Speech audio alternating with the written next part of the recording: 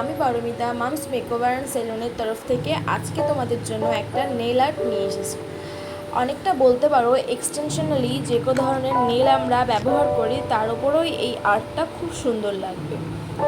এছাড়াও তোমরা যারা নেল এক্সটেনশন পছন্দ করো না কিন্তু নতুন নতুন নেল আর্ট তোমাদের পছন্দ হয়, তা তোমাদের জন্য আমি এই নেল আর্টটা সাজেস্ট করতে পারি।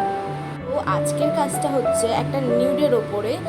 এখনকার বেশিরভাগ সময় সবারই একটু নিউডের মধ্যে নেল পলিশ বেশি পছন্দ হচ্ছে, তার জন্যই আমি একটা নিউড শেডের ওপরে একটা নেল পলিশ আর নেল আর্ট নিয়ে এসেছি। তো তোমরা দেখতে পাচ্ছ যে আমি ফার্স্ট নেলের ওপরে যে ধরনের প্রসেসগুলো কমপ্লিট করতে হয় সেই ধরনের প্রসেসটা কিছুটা কমপ্লিট করে নিই।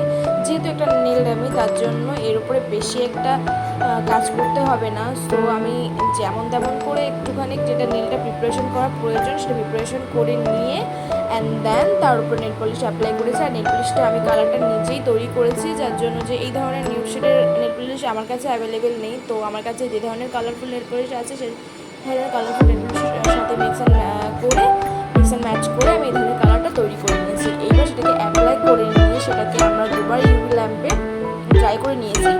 হাতের সাহায্যে ব্ল্যাক নেল পলিশের সাহায্যে আমি একটা হাফ বাটারফ্লাই আর্ট করেছি এবং দুটো ফ্লাওয়ার স্টিকার অ্যাড করে দিয়েছি। তো তোমাদের কাজটা কেমন লাগলো অবশ্যই জানিও। ভালো লাগলে প্রায় লাইক কমেন্ট অ্যান্ড শেয়ার করো।